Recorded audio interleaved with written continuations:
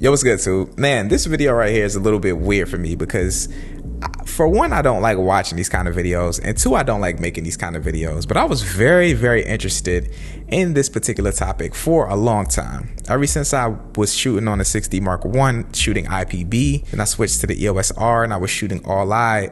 All of the internet rave has been all I is better than IPB because of the bit rate and the ability to push and pull colors in post. So going from the EOS R to the R6, I was very interested to see if the codec of all I versus IPB was more beneficial than 10-bit versus 8-bit. So in this video, I'm comparing the 1080p quality of the R6 to the EOS R. Now, it's way too many different variables out there in the universe that could alter this. I want to make this very clear that this is not a scientific test by any means. This is just me going out shooting some situations, some ideal situations, I would say, on both of these cameras, bringing it back home, color grading it down, and looking at it to see if I can see a difference between the two. Now, with that being said, everything on these cameras that I could keep the same was the same. The shutter speed, the ISO, the aperture. Also used the built-in variable ND filter for the RF system. Same lens, everything is the same white balance, all of it. Which is camera A and which is camera B? I want to know if you got it right. If you did get it right, reply to your comment, say you got it right. If you got it wrong, do the same thing as well. Anyways, let's roll it.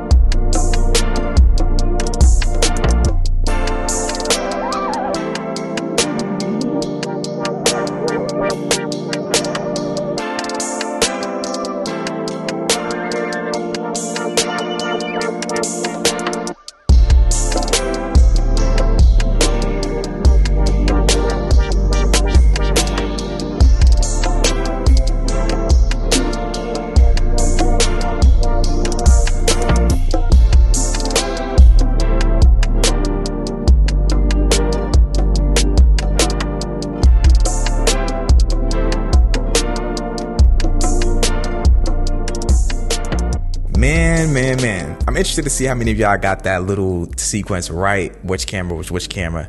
And I'm also really interested to know if it was evident on YouTube. Anyways, here's the answer right here.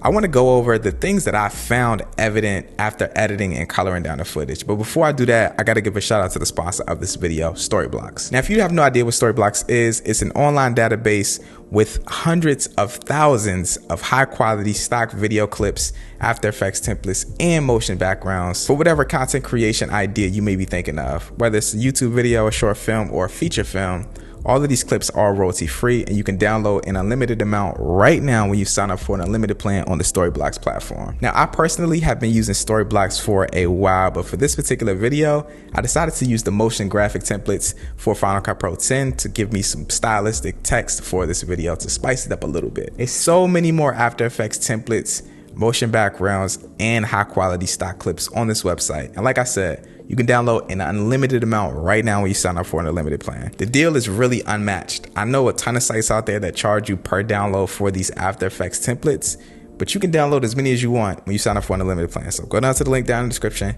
check it out. You won't be disappointed. Now, when making this test, there was two main things that I was concerned with.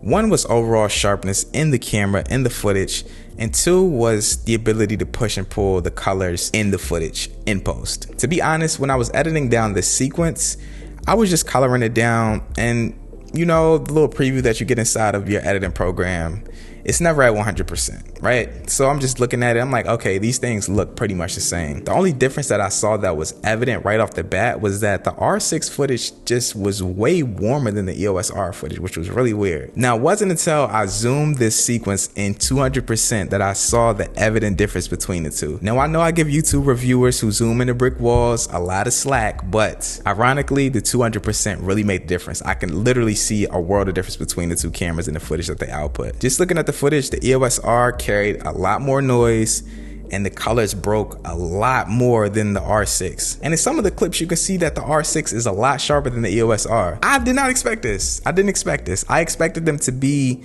pretty much the same in terms of overall sharpness. I expected the R6 to be able to push and pull the colors a little bit more. But when I see it on the screen, zoomed into 200%, the difference is literally night and day. I was able to push and pull the R6 footage a lot more than the R footage. The R footage carried a lot more grain, carried a lot more noise, and it carried a lot more artifact than in the colors and just the overall footage in itself. Now I know it's a million different factors that could alter this test. I maybe should have tested this in 6400 ISO, 12,800 ISO, but at the end of the day, the majority of when I'm shooting, I'm in ideal lighting situations. I just always value really good lighting in my footage. So I wanted to just take this out on an ideal day. I don't typically go out in the middle of the day at noon and shoot with the sun overhead. No, if I am shooting in that sort of situation, I'm gonna go into the shade and I'm gonna go to the ideal lighting situation for the footage. This is a very simple grade. And you can see right here, the R6 footage is better in every single clip. In my personal opinion, it carries less noise, it's a lot more ability to push and pull the image, and it's even sharper in the majority of the clips as well. So that surprised me. This is just 1080p footage, 24 frames per second. I could have tried 60p, that probably would have altered the test a little bit as well.